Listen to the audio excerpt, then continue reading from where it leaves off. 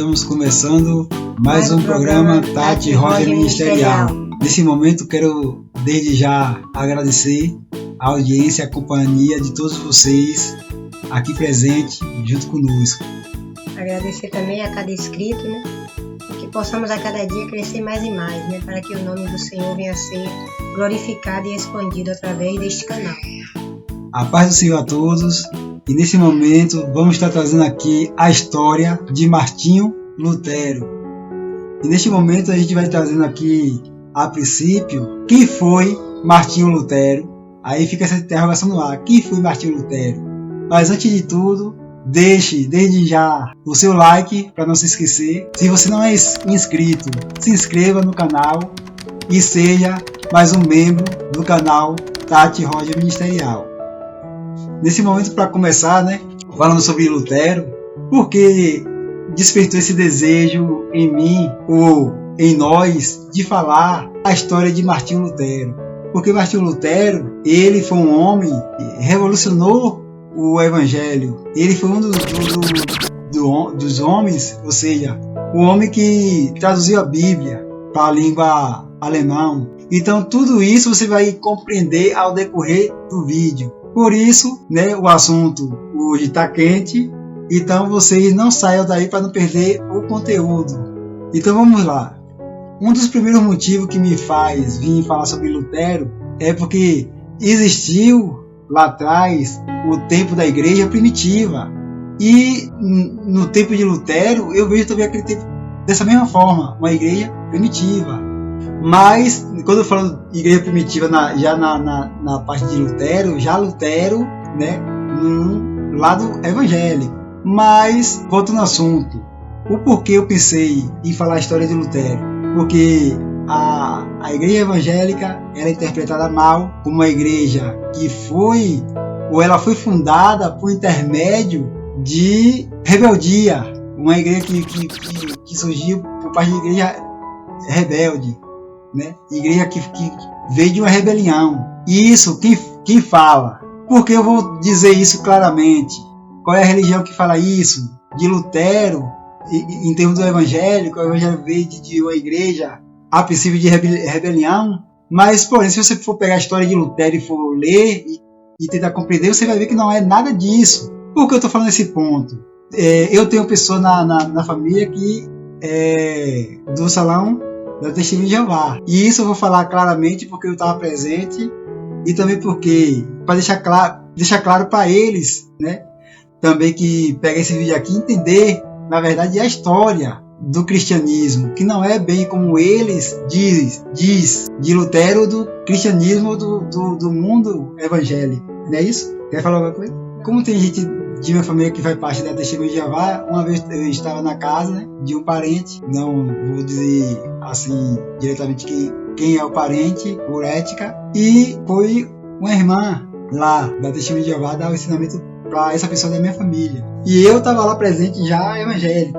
assim, novo na fé, mas já tinha mais ou menos um ano e meio a 2 anos, se eu não me engano, no evangelho, mas já tinha uma certa experiência com a palavra, um certo conhecimento, na verdade. E aí eles começaram lá o ensinamento e eu fiquei assim, ali participando na sala, ela explicando a situação e tal. E de repente chegou no cristianismo. E aí aquela pessoa dando o ensinamento para essa pessoa da minha família, aí aplicou uma coisa que na verdade não era a verdade. Eu percebi, mas como ela estava ensinando também não ia ser antiético, como é educado de interromper, a não ser que ela me perguntasse. Que a princípio ela até falou, se eu tivesse alguma dúvida, perguntasse, mas até então aí ela não me falou mais. Mas o que acontece na história? A forma que ele entende que a igreja evangélica ou o cristianismo surgiu por meio de rebelião causada por Lutero. Por causa de Lutero surgiu a primeira guerra religiosa. Que Lutero ele deu início a uma guerra religiosa. E ali surgiu a primeira guerra, como ele diz, religiosa. E foi daquela guerra que muitas pessoas inocentes morreu pela pregação de Lutero, que eles acham que foi a forma errada, que Lutero era católico e fez os católicos se desviar, e naquela desviação dele da católica foi que houve a rebelião e eles criaram as suas próprias congregações, ali sua própria igreja, e começou a pregar suas próprias doutrinas. E eles pensam assim. Só que tem um porém nos fatos. O apóstolo Paulo, antes de ser Paulo, quem era Paulo? Saulo de Tarso. Saulo, ele tinha o conhecimento da lei, ele era zeloso pela lei, ele não matava crente simplesmente, literalmente, somente por prazer, não, mas porque ele acatava a lei. E ele era um homem, como ele diz, né, que ele era um homem ignorante, né, de mentalidade, né, naquele conhecimento. Ele tinha o conhecimento da lei, mas não tinha o conhecimento da lei de Deus. Então, como ele não tinha o conhecimento da lei de Deus, ele era ignorante. Então, por isso que ele cometeu aquele pecado de morte para todos os cristãos. Mas depois que o próprio Jesus aparece para ele, o que acontece no fato? Aí acontece a transformação. Paulo fica cego. Depois Ananias, Paulo tem a visão que vai o homem lá por nome Ananias, como de fato acontece. Ananias vai lá, né, visita ele, de repente, por intermédio de Ananias, ele é curado da cegueira, e de repente, depois de alguns dias, Saulo estava pregando, e já muda o nome de Saulo para Paulo. E quando Paulo começa a pregar, pessoas começam a ouvir a mensagem, mas começa a ser alcançada por intermédio daquela pregação. Então pode também dizer, né, que porque a história de Lutero não está na Bíblia, a história de Paulo está na Bíblia. Então por que também ninguém diz que Paulo criou uma rebelião? Porque também na época de Paulo, né, ele pregou e muitas pessoas chegaram a morrer, como o próprio Paulo mais à frente morreu também. João Batista não morreu por amor ao Evangelho? Paulo morreu por amor ao Evangelho, Pedro morreu por amor ao Evangelho, mas ninguém disse que foi rebelião. Aí como Lutero teve a mesma atitude do apóstolo Paulo de pregar a verdade, aí no caso as pessoas já veem Lutero como o homem rebelde que criou a rebelião, além de cometer, né, a rebelião da forma que eles pensam, cometeu a rebelião, muitos inocentes morreu, né, porque existe uma guerra religiosa por causa de Lutero, assim eles pensam, mas não é bem assim. Eu acho assim, se ele tem um estudo falando sobre Lutero, ele tinha que se aprofundar, saber mais. Ele tinha que comprar um livro com a história de Lutero. Se não tinha coisa de comprar um livro, colocava um filme com a história de Lutero, para entender, porque no livro vai estar lá o que realmente aconteceu. Mas essa religião, né, do salão, eles pensam isso de nós, então hoje a gente vai estar passando a limpo, como já estamos passando, a limpo esse fato, que Lutero não é isso que vocês pensam, um homem rebelde. Lutero não foi, não é e nem foi.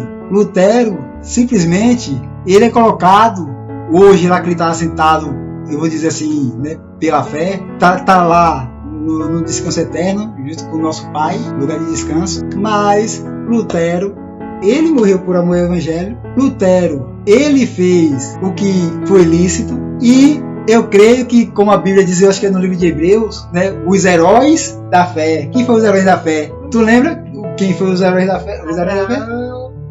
Foi em que época os heróis da fé? Você até pegou a mensagem, o tema. Os martírios foram os heróis da fé. Eles morreram, mas não negaram a fé. Lutero morreu, mas você ouviu na história de Lutero que ele negou a fé? Mas vamos lá. Quem foi Lutero? Vamos agora se aprofundar no assunto. Quem foi Lutero? Martinho Lutero foi um monge e teólogo, nascido em Eisleben, na cidade de Alemanha. Não é isso? Em 10 de novembro de 1483, é falecido em 18 de fevereiro de 1546. Na mesma cidade, foi o responsável pelo início do movimento da Reforma Protestante no século. Então, tudo isso aqui, a trajetória de Lutero foi no século XVI, né? Então, você vê que Lutero ele foi um monge e foi teólogo. E aí vamos se aprofundar mais, né, na história de Lutero. Lutero era um homem crítico ao poder da Igreja Católica e ao comportamento equivocado por parte do clero. Além dele, outros teólogos e políticos criticaram as ações da Igreja, como o rei Henrique VIII, Thomas Müntzer, João Calvino ou Felipe, né? Esses, na verdade, eram uns dos teólogos que estavam a favor da crítica de Lutero. Aí vem aqui a outra parte. As ideias de Martinho Lutero se espalhavam por vários territórios do Sacro Império Germânico, na Holanda, países escandinavos, Suíça, Reino Unido e parte da França. Né? Aí é isso aqui que fala. Aí voltando ao assunto, né, que a gente leu aqui, Aí vamos dar continuidade aqui, ó. Em 1525, casou-se com a ex-monja Catarina, com quem teve 6 filhos, dos quais apenas um chegou à vida adulta. Aí eu vou dar um ponto aqui para explicar agora essa situação. Lutero, ele recebeu, né, a proposta de ir para outro lugar, estudar mais da teologia avançada, para depois disso aí ele voltar a uma congregação ali da Igreja Católica, já como padre. Então ele foi enviado a um lugar para receber esse estudo, e quando ele já retornou como padre, ele recebeu um lugar para ele tomar conta, né, de uma igreja. Mas quando aqui o texto fala que Lutero era crítico ao poder da Igreja Católica e o comportamento equivocado por parte do clero, além dele, outro teólogo e político criticaram as ações da Igreja, como Henrique, criticaram as ações da Igreja. Quando a gente fala no termo clero, o que significa clero? Aí eu vou dizer aqui, os membros da Igreja, como um padre, bispo, arcebispo, cardeais e o Papa, é o que formam o que se chama clero, onde definem que clero é intermédio entre os homens e Deus. O Papa, o Padre, o arcebispo, como aqui está escrito, os membros, eles ali, se ele botar uma regra, né, ou ele ditar alguma palavra, e o povo ali tem que fazer isso e aquilo, se ele ditasse, tinha que seguir o que ele estava ditando.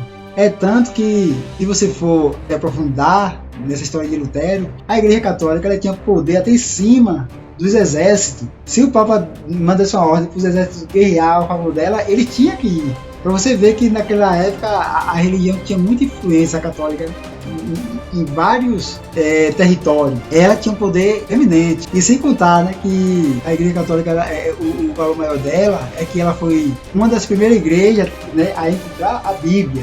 Então por isso ela recebeu, né, como a primeira igreja. Agora, porém, ela só faltou o que a gente falou naquele vídeo lá, não sei que religião seguir, que a gente explicou. O que só faltou nela é doutrina, que não tem, tá entendendo? E a santidade. Se ela fizesse tudo isso aí, ela hoje era uma igreja bem mais, né, elevada, mais forte espiritualmente, mas por não seguir isso, ela não acabou tendo aquela força que poderia. E Deus começou a levantar outros homens corajosos para poder fazer o que ele não estava fazendo. Então, o clero significa isso, né? Padre, arcebispo, na verdade, isso eu chamo de conselho, né? É um conselho, a qual tem algum problema para resolver, chama o conselho para reunião. O conselho vai decidir. Que é o conselho? Arcebispo, padre.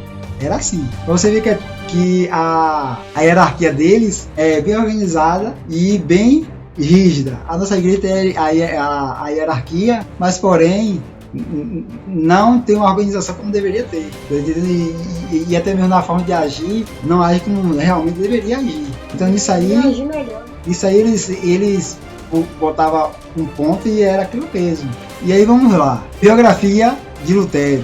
Lutero era filho de camponeses, Hans Luther e Margaret. Martinho Lutero, em alemão, Martin Luther, recebeu uma educação rígida e concentrada nos preceitos católicos, como seu pai desejava que ele fosse advogado. O pai de Lutero tinha o maior desejo que ele fosse advogado, mas também tinha o desejo que Lutero crescesse, né, dentro da religião católica. Era o desejo do pai.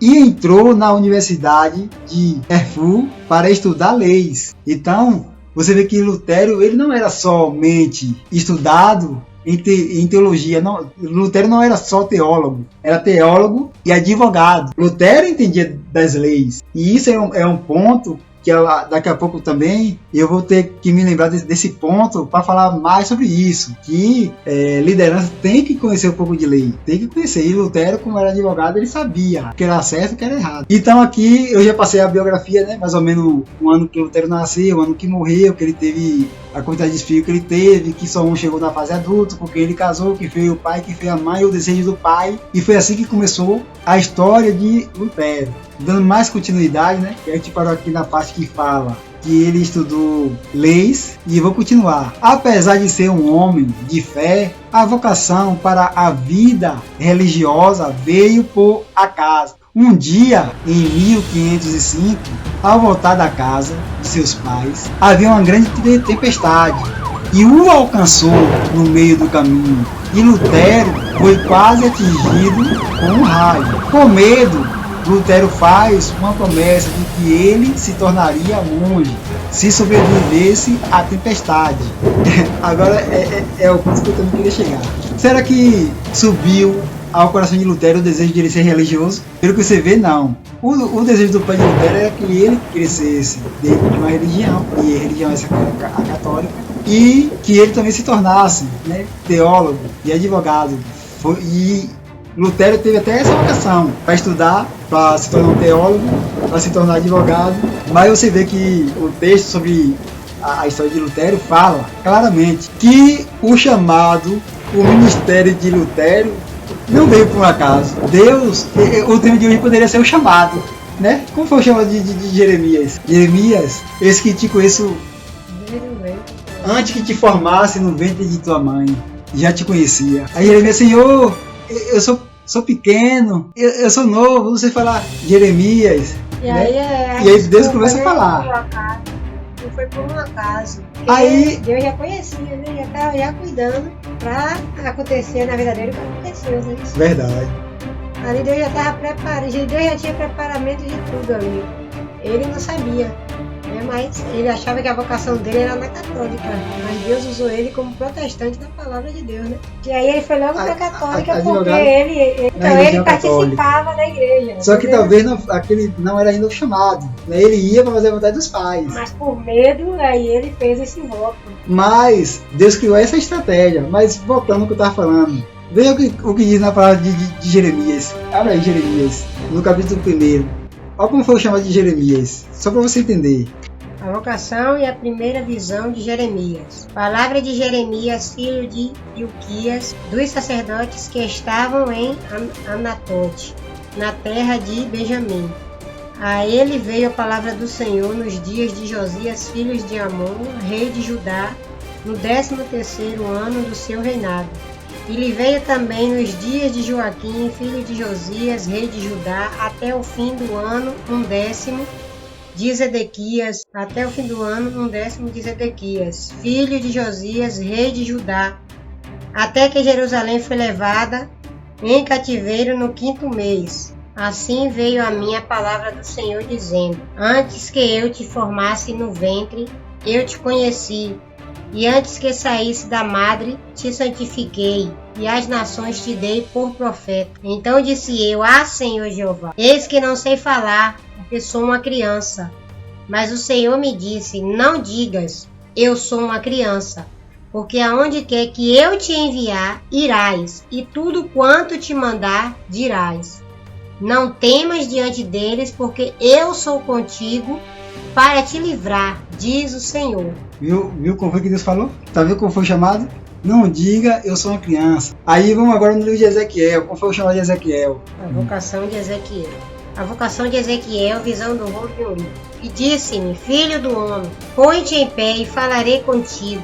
Então entrou em mim o Espírito quando falava comigo, e me pôs em pé e ouviu que me falava. E disse-me: Filho do homem, eu te envio aos filhos de Israel, às nações rebeldes, que se rebelaram contra mim. Eles e seus pais prevaricaram contra mim até este mesmo dia. E os filhos são de semblante duro e obstinados de coração. Eu te envio a eles e lhe dirás: Assim diz o Senhor Jeová. Mas você vê que a princípio o que Deus fala? Filho do homem, põe-te em pé e falarei contigo. Aí foi onde começou o chamado. E aí que você vê que mais adiante ele vai ter visão de rolo, essas coisas, e Deus vai começar a desenrolar, né, em revelações, coisa que é.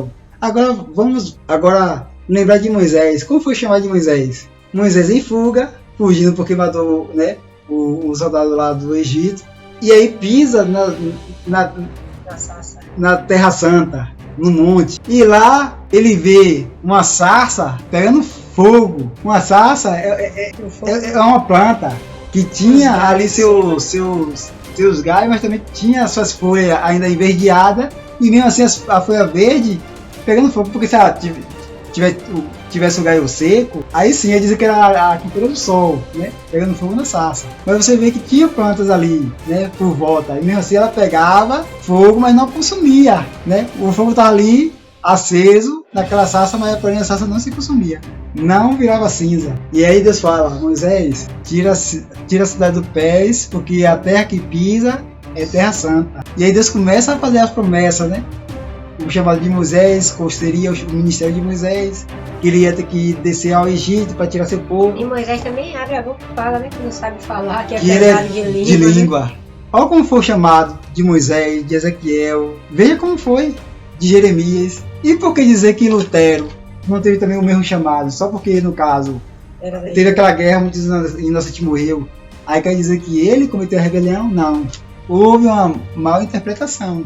E isso a gente vai explicar mais à frente. Mas como foi que Deus fez o chamado da vida de Lutero? Acredito que seja dentro do ventre da mãe também. Isso, como Deus falou com Jeremias, é fato. E também Lutero seja a mesma coisa. Mas eu falo já no decorrer da caminhada de Lutero. Qual foi a estratégia que Deus criou para que Lutero viesse saber qual era o seu chamado? Qual era o seu ministério? Deus usou o medo. Deus criou uma situação no meio do caminho. Às vezes aproveitou que estava o dia chuvoso, tenebroso, que ele, vindo da casa de sua mãe, pegou uma tempestade muito forte no meio do caminho, e naquela tempestade ele começou a ver raio caindo perto dele, raio passou por perto dele, ao ponto de quase encostar nele, e ele começou a ficar com medo de ali morrer. E Deus sabe onde é nosso ponto fraco, Deus sabe onde é que estão nossos pontos de medo. Então Martinho Lutero, ali ele começou a sentir medo de morrer. E na hora que Martinho Lutero ele fica com medo de ser atingido por um raio e morrer, ele aí corre ao pé de quem? De Cristo. E aí ele faz a promessa que se ele, Deus livrasse ele daquele raio, que ele chegasse em casa a salvo, que ele se tornaria um monge. Aí eu vou e volto. Mas será que o propósito de Deus na vida de Lutero era para ele ser monge, padre? Simplesmente ele fez a promessa que se Deus livrasse, ele ia ser isso. Mas Lutero jamais pergunta a Deus: Deus, se o Senhor me livrar, eu vou ser monge. Mas é a tua vontade? Se não for a sua vontade, me mostre. Porque naquele tempo Lutero ainda tinha sua ignorância, porque ele, na verdade, estava a início da caminhada, né, como teólogo. Na verdade, ele estava no início de tudo. E aí, como ele sente esse medo, Deus vai trabalhar em cima desse medo. Não tem gente que às vezes tem medo de morrer? Não tem gente que às vezes tem medo da trovoada? Então, essas coisas atraem as pessoas para perto de Deus, porque elas sentem medo e aí corre para o abrigo. Quem é o abrigo? Deus. Verdade. Que nem aquela palavra que tu citou esses dias. Os que habitam no esconderijo do Altíssimo. Que a promessa é para quem habita. Então Lutero não estava habitando. Então ele sabia que ele tinha que habitar. É porque a palavra fala, né? Porque o esconderijo do Altíssimo é para os que habitam na presença do Altíssimo. A sombra do Onipotente descansará. Quem é o Onipotente? Deus. Então todos nós iremos descansar, né? Sobre os braços de Deus, sobre o nosso Pai, né, que está no céu. Glória a Deus, mas é também só para quem tem a promessa, né? Esse Salmo 91 é para quem tem a promessa, quem habita na casa do Senhor. Né? Não é habitar você, mas eu visito. Visitar é visitante, né?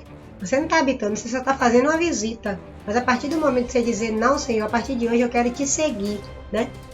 Eu quero te seguir, eu quero fazer a tua vontade, eu quero fazer o teu id, evangelizar, pregar a tua palavra pelo mundo afora, ou até aqui mesmo, aí onde você mora, na escola, no trabalho, né, tá fazendo a vontade de Deus. Então você, a partir do momento que você entregar teu coração para Deus, você vai ser um habitante, né? Vai ser um herdeiro do trono do Senhor. Então aí você vai alcançar as bênçãos do Senhor. Né? Através dessa palavra. Isso. Então, é aí que nós podemos ver onde começa o chamado de Deus na vida de Lutero. É por aí. Só que a escolha de Lutero não foi como Deus queria. E aí, por questão do medo do raio atingir ele faz esse voto aí, e ele chega a salvo e ele aí cumpre. É quando ele começa a estudar para isso, né? Para ser teólogo. E a católica aí começa a investir em cima de Lutero, né? Porque a pessoa, para ser padre, para ser ou qualquer outra coisa, ele tem que passar pela teologia para se tornar um teólogo, para ter conhecimento, para saber como é que vai reagir né, dentro ali da palavra, pelo o ensinamento que ele aprendeu. E aprender para ensinar. Com o seu professor. E aí ele vai aprender também, vai poder estar ensinando. Como é que a pessoa vai ensinar se não aprendeu nada? Como é que a pessoa vai ensinar se a pessoa não pratica a palavra?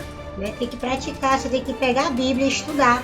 Para você ser um protestante, ser um pregador, um administrador, né, da palavra de Deus, você tem que estudar a palavra, porque quando alguém chegar e chamar, ou tentar até mesmo rebater, você tem respaldo na Bíblia, né, para enfrentar, para encarar esse desafio, né, ao qual Deus te deu a sabedoria, Deus colocou o entendimento. Aí você pega a Bíblia para estudar. Agora, se você não pega a Bíblia para estudar, tu vai dizer o quê? Que respaldo tu vai ter para enfrentar qualquer pessoa, né, para a pessoa chegar a debater a palavra de Deus e você não sabe de nada, vai ficar voando. Pô, não sabia dessa palavra. Pô, tô vendo essa palavra agora, né? Mas quando se pratica, aqui está, ó, o verdadeiro entendimento para eu e você aprender, né, a falar do amor de Deus mais e mais, a se aprofundar nas palavras do Senhor. É verdade. E aí, o que me chama atenção nisso, uma coisa que eu acredito também que a igreja evangélica ela falha, é nisso, em preparar a pessoa para ser um obreiro, investir na pessoa, né, para ser obreiro. Ela não faz como antigamente, que ora para ver se Deus aprova. Confirmar, né? A teologia, no caso, um exemplo, a teologia na igreja católica para pessoas papadas, essas coisas.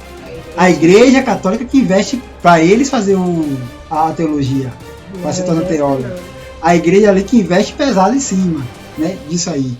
Então nisso aí, como a Bíblia diz que os filhos das trevas são mais prudentes do que os da luz. E nisso aí você vai ver, né? Não estou dizendo que eles são trevas, mas porém, em certos termos, para a gente que somos evangélicos e temos entendimento e andamos ali mais aprofundado na palavra, era para nós ser assim, mas é o contrário, eles seguem da forma que tem que ser.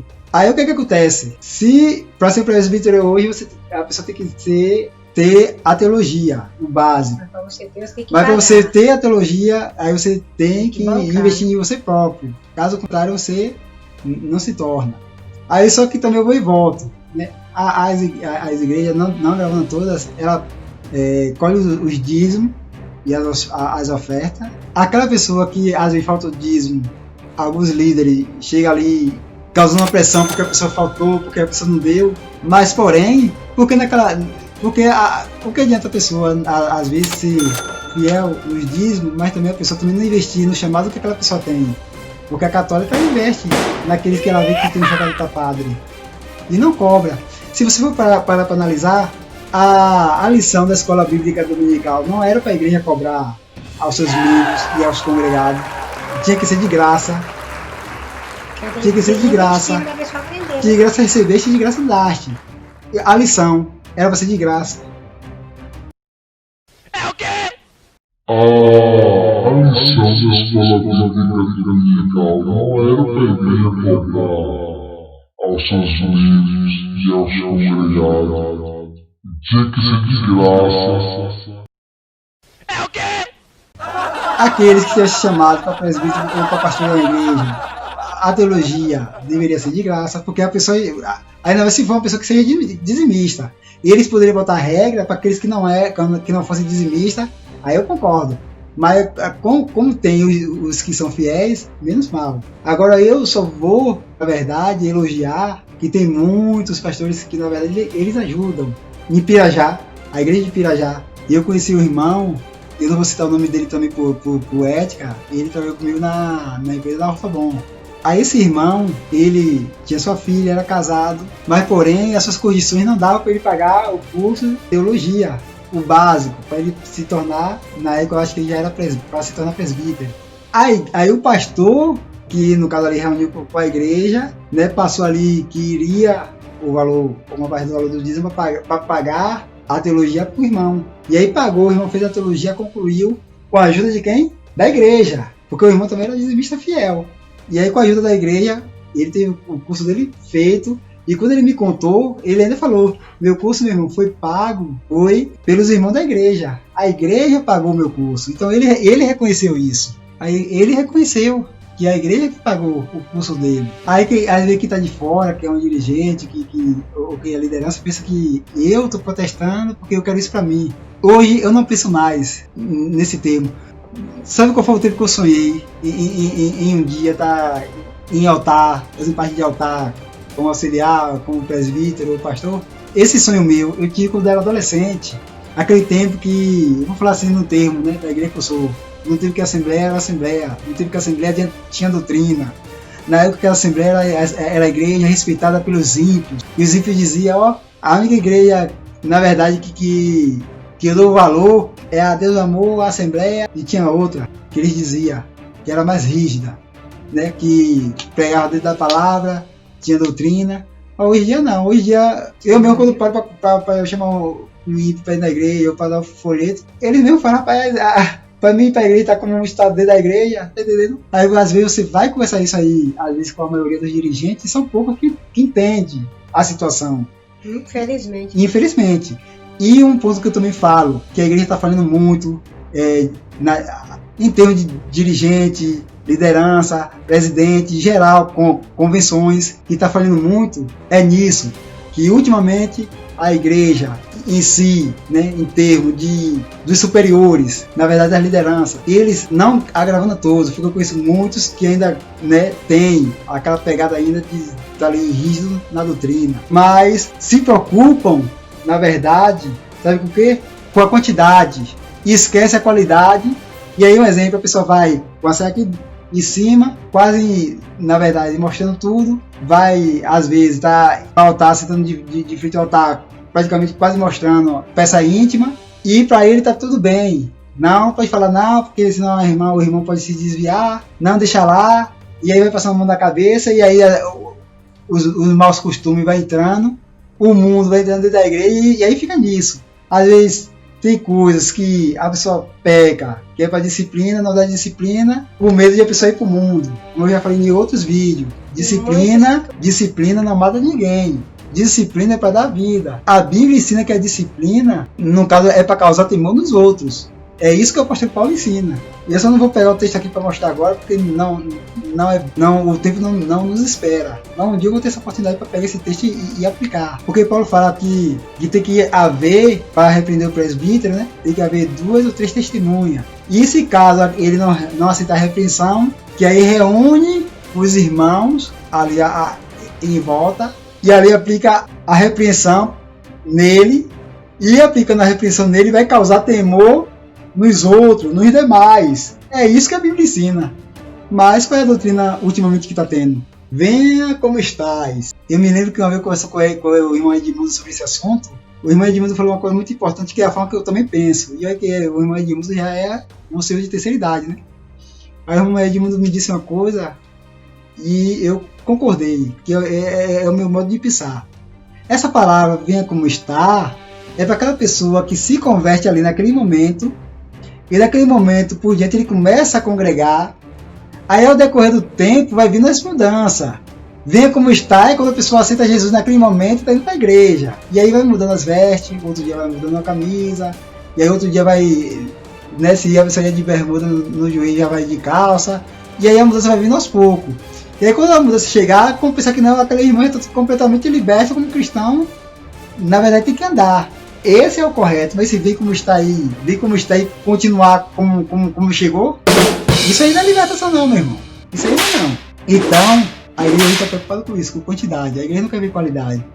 A igreja não quer pregar mais a vida de Cristo, não quer pregar mais santidade, não se fala mais de pecado, com medo de perder membros e congregados, com medo de a igreja ficar vazia. Antes, a igreja vazia do que igreja cheia, além de estar cheia de pessoas, cheia de pecado, e pecado que impede até mesmo de Deus operar, porque hoje em dia, se Deus não batiza no Espírito Santo, não faz mais milagre, é porque tem gente que está em condições errôneas dentro da casa dele.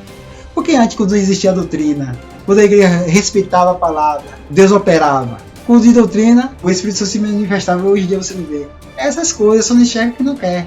Então, eu acho o seguinte, que é preciso mais santidade.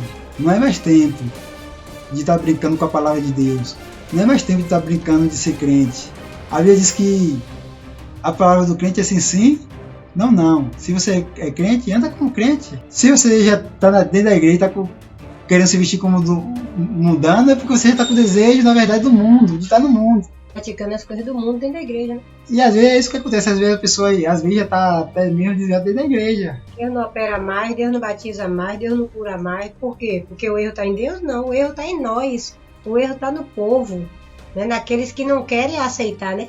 Isso. Não querem aceitar a libertação, não querem dar lugar a ser liberto. Preferem vir do mundo e continuar com o mundo. E muitos que são batizados, muitos que já são membros, né, velhos dentro da casa de Deus, está se igualando àqueles que estão chegando agora, né? Em vez de procurar orar para Deus libertar, para Deus operar, né, para poder haver a transformação, não. Vamos se tornar, porque é século 21. É século 21. É o quê? É o que a maioria das vezes a gente ouve, né? Dizer que é século 21. E não é século 21. Jesus é o mesmo, Jesus não mudou. Isso que eu já ia falar. Jesus não mudou, Jesus é o mesmo de ontem, hoje, eternamente. Tira a palavra de minha boca. Né? A gente é que quer mudar, a gente é que quer ser como o mundo, né? O povo é que quer ser como o mundo, trazer o mundo para dentro da igreja e achar que isso é normal e acabou. Não é normal. Não é normal. Ou você é crente ou você não é. Porque o diabo também é crente. O diabo também é crente, ele crê, né? O diabo crê e estremece. Ele só não é obediente ao Senhor. E o próximo vídeo que a gente vai gravar, eu vou trazer o tema: quais são a doutrina da igreja. Principalmente, vou falar diretamente da igreja Assembleia, passando ponto por ponto. Porque quando a Bíblia diz: não corteis o vosso cabelo arredondado, aí você vê que às vezes chega uma juventude da igreja com um moicano. Aí tem dirigente que chega lá, fala para se apresentar, né, dos instrumentos, dá a oportunidade para cantar, a pessoa se apresenta como levita aí, bota lá para cantar com o moicano. Aí causa escândalo, porque o ímpio que tá lá assistindo o culto fala: rapaz, o cara daquele jeito que tá coisando, que igreja é essa? Antigamente tinha mais, né? E o nome de Deus fica escandalizado. Antigamente tinha mais santidade, hoje não. Hoje a pessoa faz tudo de qualquer jeito. E a Bíblia diz que ai de quem, de onde vem o escândalo. Ai de quem o escândalo, né? Ai daqueles que vieram o escândalo, né? De onde tá vindo. Imagine aí, você conhecedor da palavra, sabendo que tudo isso é errado e tá praticando. Continua praticando. Aí é que nem um exemplo. Tem a parte também que a Bíblia fala sobre o cavanhaque. Antigamente eu botava 15 dias, tava com o cavanhaque. Depois de 15 dias eu tirava. E hoje eu costumo mais tirar logo a barba toda, né? Porque se eu achei o texto que está na Bíblia, eu vou logo seguir. Eu só vou deixar de seguir se o dia eu estiver já no mundo, que aí é diferente. Mas quando estiver dentro da casa de Deus, tem que respeitar a palavra dele. Então tem essa parte, né, do cavanhaque, tem a parte do cabelo arredondado, tem a parte que é desonroso o homem, no caso, andar de cabelo longo, isso ficou para mulher. Só que hoje em dia a pessoa vem de qualquer forma, e o que me chama a atenção, né, que entre aspas, as lideranças, as presidências ainda fala que não é proibido não. Aí às vezes fala que brinco não é pecado, mas por quê? A presença de Deus foi afastado da família de Jacó, né? Quando o Jacó estava sendo perseguido pelo irmão, que fala lá, e mais à frente, que o povo que seguia Jacó chegou ali e falou, né, o que estava na vontade de Deus, para ele abandonar os seus ídolos. E quando começa a citar ali a palavra, uma das primeiras palavras que é citada na Bíblia é o brinco. Então para você ver que o brinco, as argolas, o povo se via tinha como o ídolo, idolatrava, né? Era uma coisa que só eles podiam usar, só eles podiam tocar, e tinha briga ali. Então Jacó fez ali o altar, jogou lá, e o povo que estava com Jacó ali da sua família teve que abandonar aqueles ídolos. Aí, só que tem alguém que chega e fala: brinco não é pecado não. Então Gênesis está mentindo. Então a história de Jacó, na verdade, não passa, na verdade, de uma história de quadrinho. Então não foi Deus que falou pro Jacó, foi Jacó que quis botar a ordem. Né? Porque até os teólogos, ele deixa claro que aquilo que afastou, né, Jacó, ou seja, o povo, que afastou Deus de mediante o povo, de ir e mediante o povo. Quer ver uma coisa? Vamos lá em Gênesis, pode ler, vamos ver aí agora. Gênesis capítulo 35, versículo 4. Então deram a Jacó todos os deuses estranhos que tinham em suas mãos e as arrecadas que estavam em suas orelhas. arrecadas, procure no dicionário o que significa ou pesquise o que significa esse nome. Significa brincos. E Jacó os escondeu debaixo do carvalho que está junto a Siquém, e partiram, e o terror de Deus foi sobre as cidades que estavam ao redor deles. E não conseguiram após os filhos de Jacó, Ou seja, o terror de Deus caiu sobre a cidade vizinha, ao que estava ao redor dele. Como o salmista fala, como em volta de Jerusalém está um monte, assim é o Senhor em volta do seu povo. No caso, aqui está o monte, e em volta, como em volta de Jerusalém. Como em volta de Jerusalém, aqui é Jerusalém, aqui é a volta. Em volta de Jerusalém está um monte, ó, de redor. Assim é o Senhor em volta do seu povo. Mas o que a gente estava falando, na verdade aqui, foi o que aconteceu com Jacó. Ao derredor de Jacó existia cidades vizinhas, e aquela ali caiu, o terror de Deus caiu sobre ela. Agora, entre eles e aquele povo que estava com eles, ninguém sofreu o terror da mão de Deus. Ninguém sofreu. Porque os outros sofreram as consequências. Por causa da idolatria, porque usavam agora o brinco como aquela era como ídolos para eles. E aquilo era uma vaidade que Deus não tolerava. Vamos pegar aqui na Bíblia Corrigida e vamos ver o que é que os historiadores falam em termos dessa parte aqui. Tirai os deuses estranhos. Depois dos acontecimentos terríveis do capítulo 34, Deus ordenou que a família de Jacó seguisse para Betel, a fim de levá-la a uma estreita obediência à sua palavra. Jacó, reconhecendo o agravamento da deterioração espiritual da sua família, ordenou a todos os seus familiares e domésticos: tirai os deuses estranhos que há no meio de vós. Essa renovação espiritual na vida dos familiares de Jacó consistia em remover do lar tudo quanto era ofensivo a Deus. Pois, pronto. Remover do lar tudo aquilo quanto era ofensivo a Deus. O brinco foi ofensivo a Deus, então o povo teve que o quê? Renunciar. Agora me prove que eu estou errado, que estou pregando errado, que estou ensinando a família, os filhos, filha, errado. Agora tá na Bíblia, eu estou provando na Bíblia. Cadê aí agora? Porque tem gente que fala que não é pecado usar brinco, mas a doutrina da Assembleia ela não permite, baseado nesse texto bíblico. Então não adianta a pessoa abrir a boca aleatoriamente dizer, não é pecado e não tem respaldo bíblico. Como é que a pessoa é batizada desde a Assembleia de Deus ou do Deus do Amor, né? Porque são praticamente a mesma doutrina, as igrejas pentecostais, e dizer que não é, e sendo que está escrito, sem antes consultar a palavra, sem antes consultar a ata, que fala sobre a doutrina, as normas, né? Então é preciso consultar, saber, porque na verdade, se você for analisar hoje em dia, são poucos dirigentes que sabem qual são as doutrinas da Assembleia. São poucos. E aí nós vamos só sabem a doutrina básica, ou pouco não. Porque, na verdade, né, ultimamente, você vê que eu mesmo já comecei com adolescentes que se escandalizaram, né? De até mesmo pessoas de família pastorais falar coisas que, na verdade, desagrada.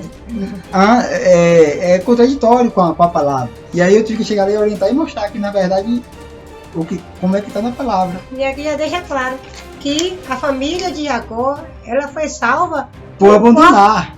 Porque se não abandonasse, a ira de Deus ia descer também ali naquele lugar. O terror. Mas todos, né, entenderam que tinha que largar os deuses, que tinha que largar, né, tudo aquilo que estava desagradando a Deus. Por ele ser obediente, né? Aí Deus se vingou, né? A ira de Deus desceu ao derredor deles, mas contra eles não, porque foram obedientes a entender o que a palavra está mostrando, né? Porque às vezes você dá a educação ao seu filho e as pessoas se incomodam. Você ensina o correto e as pessoas se incomodam. Você ensina seus filhos a ser ético, as pessoas se incomodam. Quando você vê a pessoa se incomodar muito com você que anda certo, porque o incômodo. Porque quer que você ande errado da mesma forma que eles andam errado, quer que ande igual, para se igualar. Né? Que aí desse jeito não vai ter. Se você é uma família que dá exemplo, então você se igualando a ele, não vai ser o exemplo. Não vai ser mais exemplo. Não vai ser espelho, né? Para refletir, né? A imagem como o hino diz, né? Porque no caso, Yasmin, ela não usa. Às vezes pode ter alguém que interprete, porque, Rogério, porque na verdade é isso que anda acontecendo ultimamente. Eu estou falando de mim. O que eu passo, eu posso contar. Que tudo, porque o Rogério não deixa, o Rogério não permite, eu ensino. Todos os meus filhos aqui, eles são ensinados. É mostrando a palavra. E eu mesmo, a princípio, quando a gente começou a aplicar o ensino da palavra, a gente deixou claro, não é forçado vocês ir para a igreja, vocês vão por livre e espontânea vontade, a igreja é um lugar público para quem quer ir. A partir do momento que você chegar lá, igreja é lugar de entrar comportados. E permanecer comportados. Converte decentes. Que até um dia eu vi no SBT sobre aquele negócio de moda, né? Eu só parei para ver porque chamou a atenção. A apresentadora falando com a mulher que dizia que às vezes gostava daquele modelo de roupa para poder ir até em algum esculto religioso. E então a apresentadora pega e chama atenção. Ela como, como é o nome dessa pessoa que trabalha com moda? Design. Ela como design de moda, ela veio e falou, não, aí você tá errado, como é que você vai a um culto religioso com a saia curta lá em cima, sendo que a igreja é um lugar de você entrar comportada. Isso não é uma roupa comportada. Quem falou isso? Uma ímpia do mundo. Enquanto às vezes a direção, entre aspas, líderes, né, familiares de líderes, ensinam o contrário. Porque eu mesmo, na verdade, eu mesmo, ultimamente, eu tenho me chocado muito, né? Porque isso eu vou expressar, na verdade, uma coisa que me deixa até meio constrangido de ouvir isso nos dias de hoje, né? Porque, um exemplo, se eu chego para um pastor presidente daqui da cidade e relata ele, vamos supor que eu passo por um problema em termos de filha, né? Que quer usar brinco, deixa eu ver o que mais, corrente. E aí eu falo, rapaz, não pode, a doutrina não permite. Leva até o presidente. Chega lá ao presidente, você espera o que do presidente da igreja? Repreender, né? Repreender e mostrar a verdade, né? Onde ensinar. Ô, minha filha, é o seguinte, a doutrina não permite o uso dessas coisas, mas vamos pegar a Bíblia aqui que eu vou te mostrar. Se ele mostrar dentro da Bíblia, ele vai conseguir convencer a pessoa que aquilo é errado. Se ele mostrar dentro da Bíblia. Se ele fala e não mostra, ele não vai convencer nenhum adulto, porque tudo tem que ter a prova dentro da Bíblia. Que nem eu já vi fato, que a pessoa foi até o presidente e o presidente disse, proibido não é proibido não, mas, né, em termos de ter alguém que é da família que faz parte de liderança, aí, na verdade, não vai se pegar bem. Mas, eu vou e volto. Se a doutrina não permite, a pessoa faz. Quando a pessoa faz, ele é disciplinado, não é isso? Se ele é disciplinado, por que ele foi disciplinado? Porque ele cometeu uma coisa que não era para ele cometer. Então ele foi punido. E se ele foi punido porque ele fez uma coisa que era proibido? Isso é o que está na Constituição de Lei. Que quando a pessoa é réu, ele é punido por ser réu, por ele ter cometido alguma coisa. Não é isso? Mas no caso de doutrina, quando diz que a doutrina não pode, a norma da igreja não é aquela, e a doutrina não permite, quando fala não permite, já está tendo a proibição. Então, eu fico bem assustado pelo fato de ser uma pessoa instruída, de ser uma pessoa estudada, de ser uma pessoa teólogo, né? E dar esse tipo de conselho, estando no nível de presidência, ultimamente eu tenho me chocado muito, né?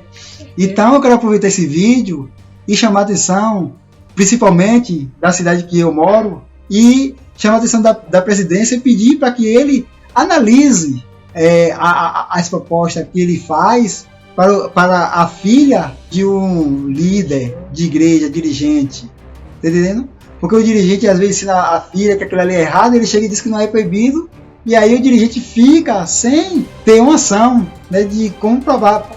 Ele vai dizer, o presidente falou, aí agora vai ser a minha palavra por conta dele, e aí agora não vai nem me ouvir. Então, o pai, o líder, que é o pai daquela menina, ele vai ficar sem autoridade nenhuma e na verdade ele não vai ter mais confiança de estar naquele assunto para tentar consertar aquele erro. Agora que é uma vergonha porque eu sou membro, eu conheço a doutrina e imagina o presidente. Porque agora, um fato desse, se acontece comigo, eu chamava ele de imediato, diante da menina e falava, não, a doutrina não é assim, não está escrito, mas o que eu falo?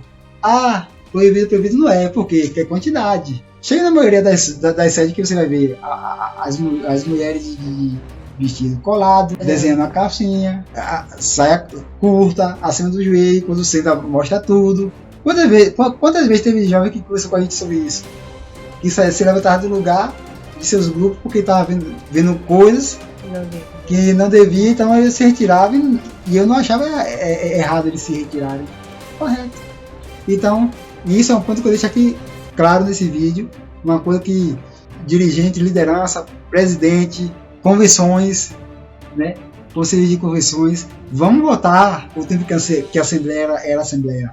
Também levanto essa mesma palavra em termos de liderança da Congregação Deus Amor, que tinha o mesmo respeito que a Assembleia de Deus tinha e hoje ainda alguns já criticam que depois que Davi Miranda morreu, a doutrina está meio assim espessa.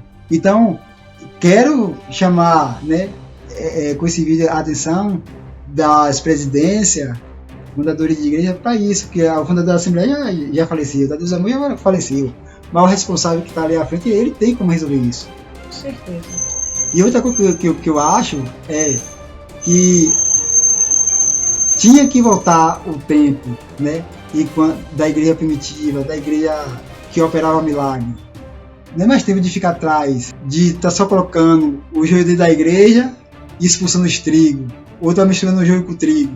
Não, é tempo de procurar santificar a igreja. Quem é limpo, limpe-se mais. Quem é sujo, suje-se mais.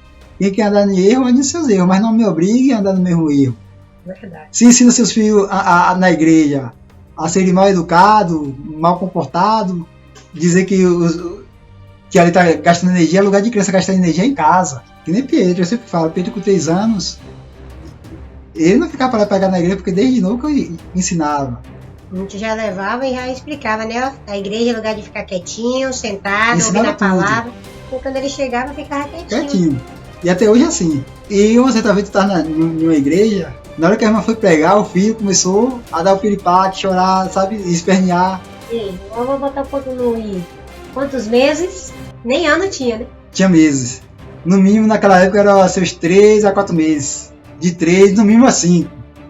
Era criança, no caso. Já sentava e tudo, né? Sentava, brincava, só não falava ainda, porque questão de meses. No caso, na época, vou botar assim, de 4 a 5 meses. Porque o menino era bem novo. Botar dentro de carrinho, nem gateava, o menino, na verdade, ficava só sentado, com a mão assim no chão. O que aconteceu?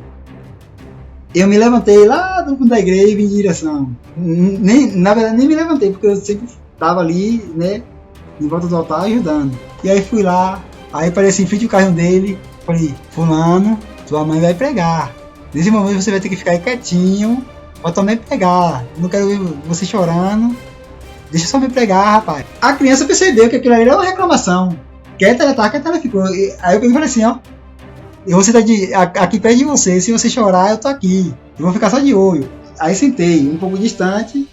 A criança aí botou a mão aqui, ficou segurando, olhando pro lado e para outro, de meses. A irmã pregou, terminou o culto, o menino quieto. A irmã pegou e falou, ô irmão Rogério, agora quando eu for dirigir culto, quando eu for pregar agora, eu já descobri o segredo, vai ser você mesmo. Ah, graças a Deus, você é uma benção. Tá entendendo? E graças a Deus, sim, bota no ponto no i. E graças a Deus até hoje, essa irmã, né, até hoje tem a consideração por mim, tem esse carinho, né, eu até hoje tenho contato com ela. Mas pra você ver, criança de meses, a criança ela entende o que é reclamação. Se você começar a ensinar de pequeno, ela vai ser uma criança comportada quando crescer. Mas se você deixar ele de pequena vontade, quando ele crescer, você for cortar alguma coisa, você não vai ter mais poder nenhum. Porque você já acostumou ele no hábito errôneo. Não, isso que eu ia falar. Porque quando a gente acostuma desde pequenininho, a criança cresce com aquilo. Entendendo? Cresce, ó, Na igreja não é lugar de brincar. Ó, na igreja não é lugar disso. Na igreja não é lugar daquilo. Mamãe já falou, papai já falou. Acabou. Entendendo? Agora, chega na igreja, solta os filhos, né? Deixa as crianças à vontade. Ah, mas é pequeno. É pequeno, realmente. A gente não vai bater nem espancar. Mas ensinar, é lícito ensinar. Lícito. É lícito, porque a palavra de Deus fala, né? Ensina o teu filho o caminho que deve andar. E outra coisa, há uma diferença de bater, surra e espancar. A lei, na verdade, não quer. A lei proíbe que você espanque. Mas você bater no seu filho para educar ele, para ensinar ele, para mostrar a ele que você é mãe, que você é pai, para ele ter um certo grau de respeito a você, a lei não proíbe isso, porque tem gente que confunde as coisas. Ali o filho faz coisa, não vou bater porque senão eu vou preso. Vai preso se você espancar. Tem isso também. Porque se seu filho erra, você não dá um tapinha ali. Se você deu um tapinha, não resolveu, você não ensinar, né? Não mostrar uma certa autoridade, ele vai crescer e você não vai, na verdade, ter respeito nenhum. E aí amanhã depois você vai perder ele para criminalidade porque ele não vai te respeitar, então a rua vai ganhar ele. Com certeza. Então aprende a acontecer cedo. Voltando ao assunto. Então vamos continuar, né? A vocação de Lutero. Aí vem aqui. Assim ingressa no mosteiro de Santo Agostinho. O que se ingressa? Martinho Lutero se ingressa para se tornar teólogo. Ele se ingressa no mosteiro de Santo Agostinho. Se ingressar para poder estudar ali a teologia, né, e se formar. Em Erfurt, em 1507. Ali continuaria seus estudos, como eu expliquei, matriculando-se na Universidade de Wittenberg para cursar a teologia. Então, quando ele se ingressa em 1507. Aqui é os princípios de Lutero. Depois de formado, lecionaria na mesma universidade, né? Se formaria na mesma universidade. Naquela época, vários pensadores católicos discutiam sobre a necessidade de reformar a igreja e o clero. E Lutero não era indiferente a estes debates. Porque antes de Lutero, né, concursar, ali se ingressar para a teologia, já tinha aqueles homens já que sentavam ali para debater e criticar algumas coisas que na verdade eles não concordavam. E quando Lutero chega a se formar e tal, ele começa já a participar. E ali aqueles homens já não se sentem mais só, que já é agora mais um que não aceita aquelas ideias. Então vai ser um a mais para ganhar ali sobre os conselheiros.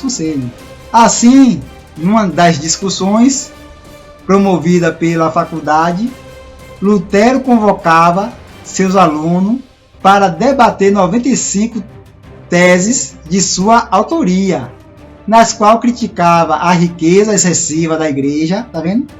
A falta de preparo do clero e a venda indiscriminada das indulgências. Para isso, ele prega este documento na porta da igreja de Todos os Santos em Wittenberg em 31 de outubro de 1517, quando ele começa a se levantar contra algumas coisas que era na verdade errada, né? As atitudes que era errada, que partia do papas em diante, do clero. Então, nessa parte aqui, eu quero entrar em 1 Pedro, capítulo 5, o que Lutero aqui rebateu, né?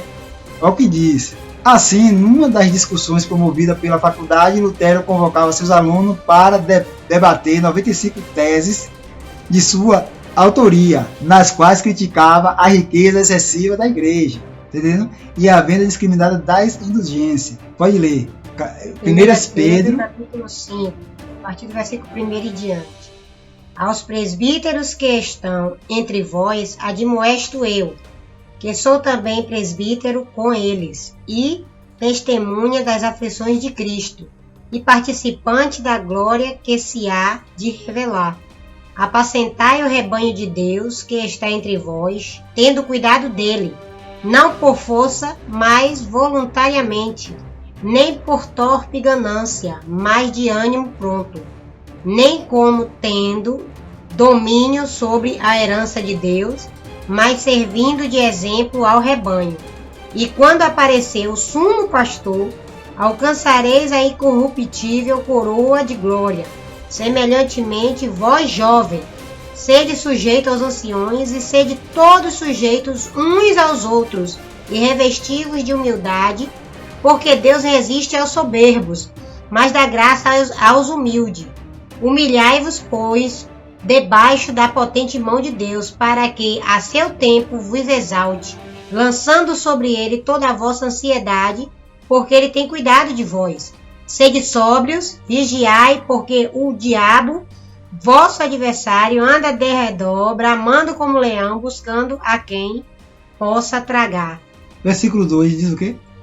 Apacentai o rebanho de Deus, que está entre vós, tendo cuidado dele, não por força, mas voluntariamente, nem por torpe ganância. Torpe ganância. Quando você vê a Bíblia falando de ganância, é em termos de dinheiro. Torpe ganância. Mas de ânimo pronto. Quando fala aqui em termos de ganância, aqui já é uma palavra já, olha o que diz o título. Os deveres dos anciãos e dos jovens.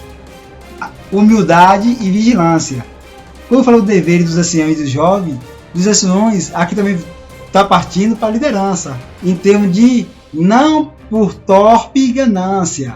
Ganância, riqueza excessiva. Então você via que na época de Lutero já existia a riqueza excessiva da igreja. Excessiva. E Lutero, na verdade, ele protestou contra isso. Que pessoas se tornavam ricas pelo nome da igreja. E pregando, na verdade, não a verdade, mas mentira, né? Então, Lutero, ele reuniu seus alunos, e ele já como teólogo, e agora chegou a hora de ele ser o professor e ensinar, para depois ele começar a pregar dentro da igreja.